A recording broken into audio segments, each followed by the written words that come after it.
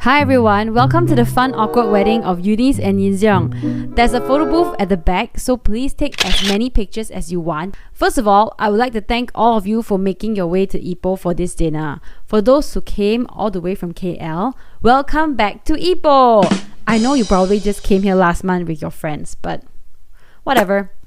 For those who came from Singapore, you guys are the real MVP. Ipoh is a nice tourist spot and Malaysians love to come here just to eat. And for those who came from Ipoh, thank you so much for taking time off your busy schedule and turning up at my wedding. I really appreciate it. Now, I know I haven't done this yet. I haven't introduced myself. My name is Eunice. I'm the bride. And this is going to be a little bit awkward from here on out, okay? Now, I'm going to be fast so as to take up less time from the band. Listen carefully, because I'm not going to repeat this story again. I'll be doing you guys a favor and going to save you guys the agony and the endless wondering and also help break that awkward silence and tension at your table lah. Here's a little story of how I met my husband.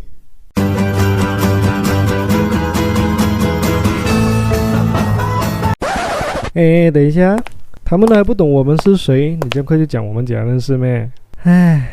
其实没有很想做这个东西的，觉得太麻烦，太多东西做了。可是又不可以让他自己一个人做，不然几年后他还讲，当初我们结婚的时候你都没有帮过我。我就尽量讲到不会让你们睡着 ，OK？ 在1992年的时候呢，就有一个很可爱的 baby 在 KL 出世了。这个很可爱的 baby 呢，就是我啦。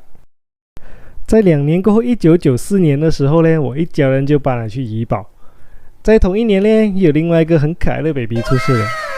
这个 baby 呢，就是现在的吴优丽。在3年过后，1997年的时候呢，发生了亚洲金融风暴。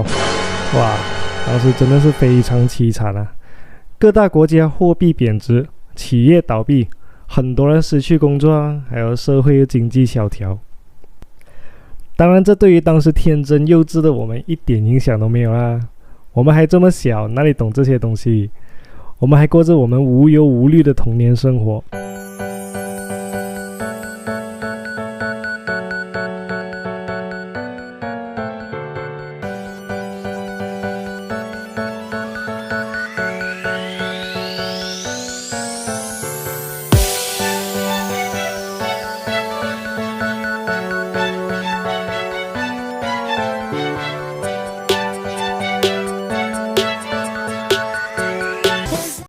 2年后，1999年的时候呢，我就开始读小学。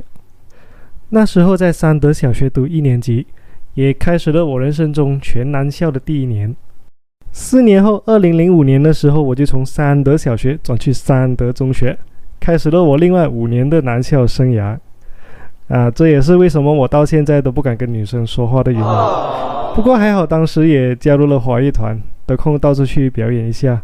那时候自我感觉还算是挺良好的。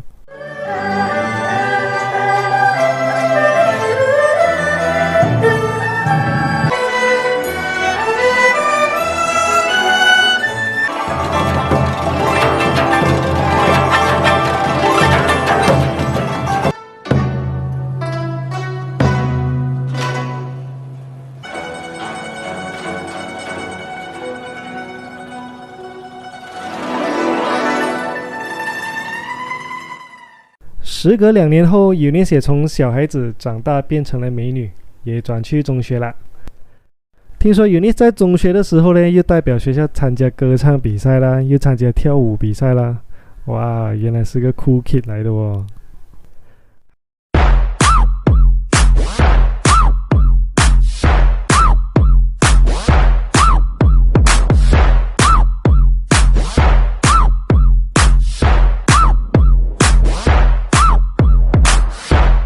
好，时间来到2010年，当 Eunice 还在读着 Form 4的时候呢，我终于毕业，脱离男校了，嘿嘿。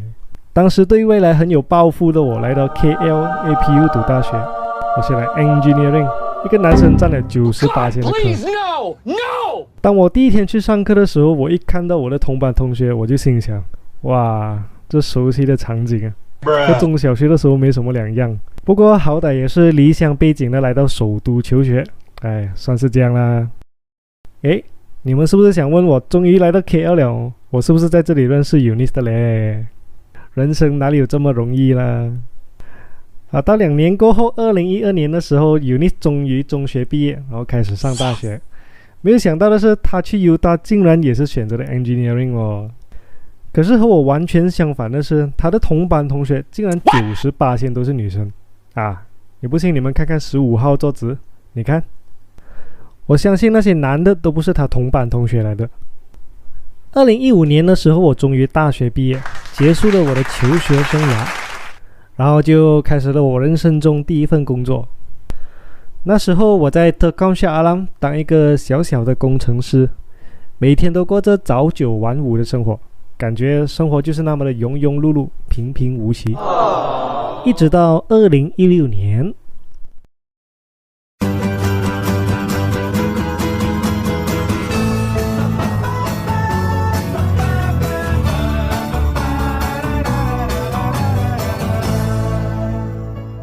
Oh my god, finally it's my turn.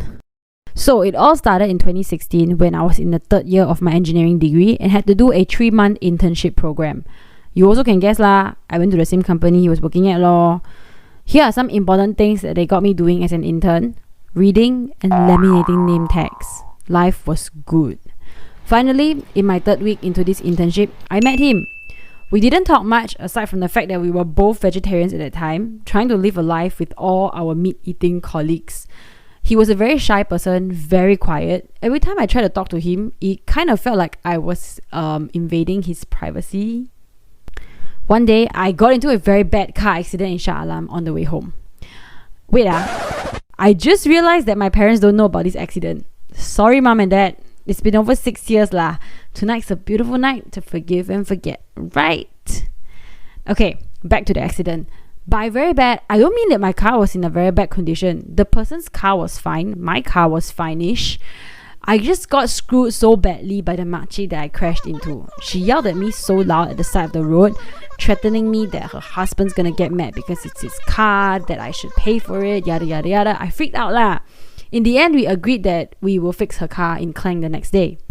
So the next morning, I went into the office and one of my colleagues asked YinZeong to drive me to Klang to fix the makcik's car since I didn't have mine. It was a very awkward journey from our office to the car workshop in Klang. Like I said, he's a very shy person. He doesn't talk much. He asked me a few questions and then I started crying because I was already feeling very bad at the fact that the makcik scolded me, you know.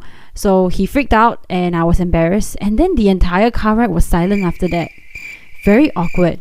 So we arrived at the workshop and he paid about 400 ringgit for me, which I paid back after that lah. We hardly even spoke 10 sentences to each other since we've met, and I got this guy paying my car for me. Then on, we became friends.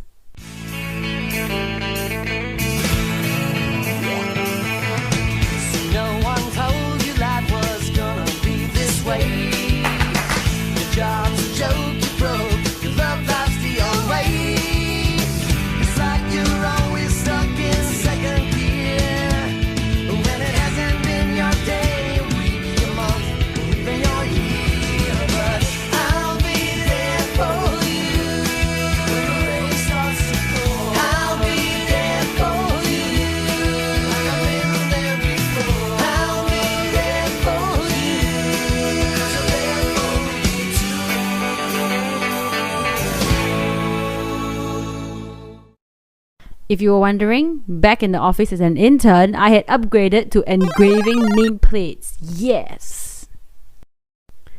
Over the next few months, we became good friends and grew fond of each other. I introduced him to my friends and my family.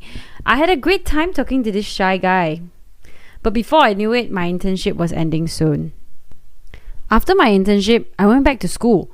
We tried to have lunch every once in a while. We talked every once in a while, go for runs together. We even watched a movie together once. One of our very last interactions together was his Chinese orchestra concert that he invited me to. We didn't get to talk much on that day either, since he was the performer and I just went there, watched him play, told him he was great, and then I left. After I graduated, I found a job in Singapore and I moved there to start my new life. He eventually quit his job as an engineer and moved back to Ipoh to start up his own company. I'd like to say we talk to each other every once in a while, but that doesn't seem like the case. It just felt like we were further than ever. We became very distant. I was living my life and he was doing his own thing. I always felt that 我就这样和他擦肩而过.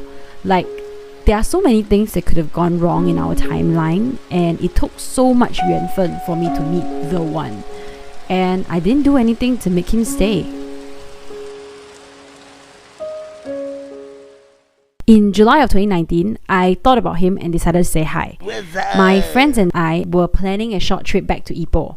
I thought it would be great if we could meet up, and after over 2 years of this connection, I felt that he changed a lot. He wasn't that quiet, shy guy anymore. I went on that trip to Ipoh with my friends in August, and he drove us around. It was great to see him again. He even waited for us while we were taking photos in Kelly's castle. Kelly's castle, guys. We started chatting again, and this time we just couldn't stop. And over 3 months later, we made it official. But it was still a long distance relationship, so there were a lot of video calls. I was in Singapore, he was dealing with his business in Ipoh. We did travel over every once in a while, but it was still a majority of the time a long distance relationship. Unfortunately, at that time, things weren't going so well with his company. The company was on the brink of closing down. So he eventually settled his business and he moved to Singapore in January of 2020 with a new job. Every time I tell people about this story, I just feel, I don't know where to feel happy or sad, because there are two very contrasting things happening at the same time. But I like to think that it's a blessing in disguise. So we lived together and we had a lot of time for dates after work. But 2 months later, COVID hit Singapore and we were stuck again. But this time, at least we were stuck together, right? In November of 2020, he proposed to me on our first anniversary. I knew that after living with him, he's the one.